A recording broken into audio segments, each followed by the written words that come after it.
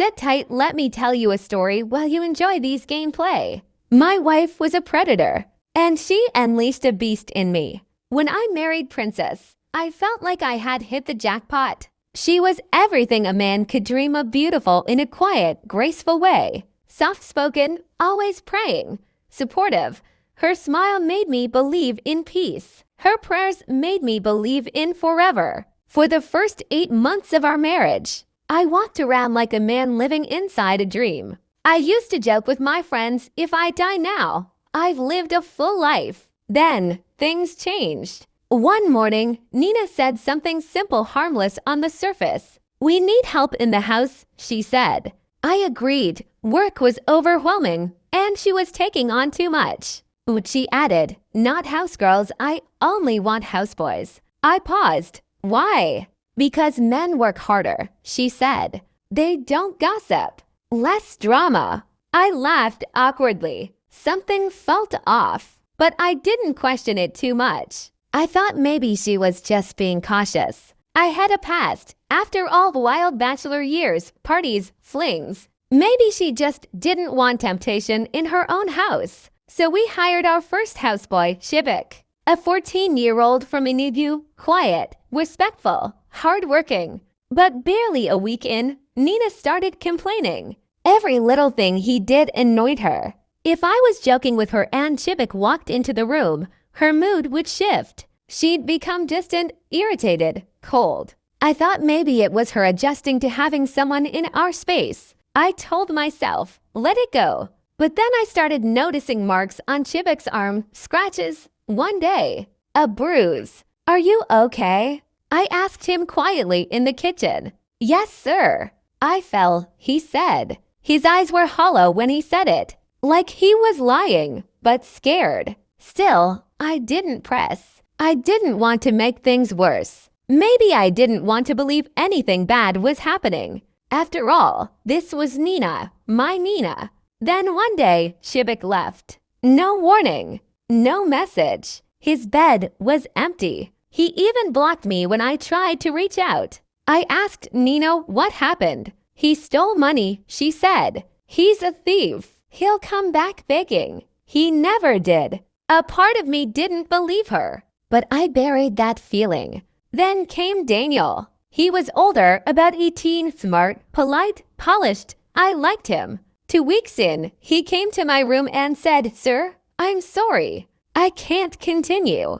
I was shocked. Why? Is the pay too small? No, sir. It's personal. Talk to me, Daniel. I can help. But he couldn't even look me in the eye. He left that evening. No explanation. Just silence. After Daniel, we hired Edwin, then David. Each one came with hope. Each one left in silence. Nina's reactions were always the same, dismissive. Young people these days have no discipline, lazy, entitled. But something in her tone didn't sit right with me anymore. And every new boy seemed more scared than the last, quiet, nervous, avoidant. I started watching closely.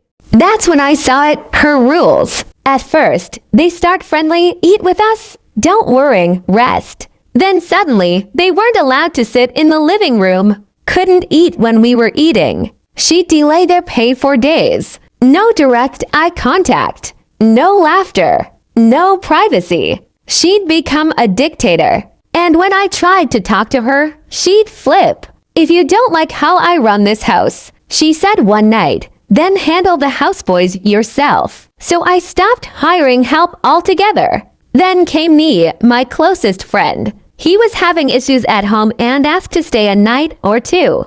I welcomed him, no hesitation. He stayed one night, then another, then 5. And during that week, my wife became soft again, smiling, cooking his favorite meals, even wearing makeup to serve breakfast. I told myself I was overthinking until my other friend, Namdi aka Pastor Nim, came over. We'd always joked that Namdi would make a great pastor, always quoting scripture, always praying for us. He stayed the night. We all watched a movie together. Midway through, I got a call and stepped outside. It lasted about 10 minutes. When I returned, Nina was gone. Namdi was sitting stiff, pale, and comfortable. The next morning, he left without saying goodbye. That wasn't like him. Something snapped in me. That afternoon, I drove to Namdi's house, unannounced. He opened the door, clearly shaken. "Bro," I said, "I'm not leaving until you tell me what happened last night." He went quiet for a long time. Then he said, "This is hard to say, but you're like a brother to me. Your wife came to me last night. She tried to touch me, tried to unzip me. I begged her to stop. She didn't, until we heard you walking back." I froze. The blood in my veins turned to ice. I drove home in silence. When I got there, I grabbed a kitchen knife, not to hurt her, but to scare the truth out of her. I said one word, "Talk." She looked at the knife, then at my eyes, and she knew this wasn't the man she married. She broke down, sobbing, trembling. "I don't know what's wrong with me," she said. "I tried with all of them, the houseboys. Once we do it once and they refuse again, I start hating them. I make life unbearable so they'll leave." I stood there in shock. "Even Namdi?" I asked. "Yes," she said. And then she added a name I wasn't ready for. "Nee too." My heart stopped. "What about him?"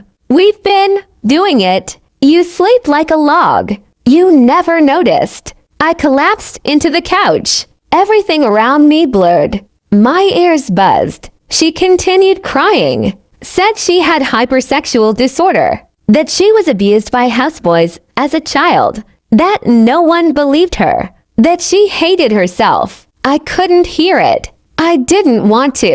I stared at her and saw not my wife, but a stranger. A predator. That night, I drove to Nee's house. Said I had a fight with Nina and needed to crash. He welcomed me like always, friendly, smiling. Inside, I saw his daughter, a teenager, 16, maybe 17. His wife too exhausted, insecure, emotionally broken. And suddenly, a thought crossed my mind. If Nina can do it and get away with it, so can I. Her younger sister always flirting with me. Her friends. Even my coworkers. I smiled. And for the first time, I felt free. Because when you wake a sleeping dog, it bites. Nina, your past isn't my problem. You woke something in me. And now, I'm on a rampage.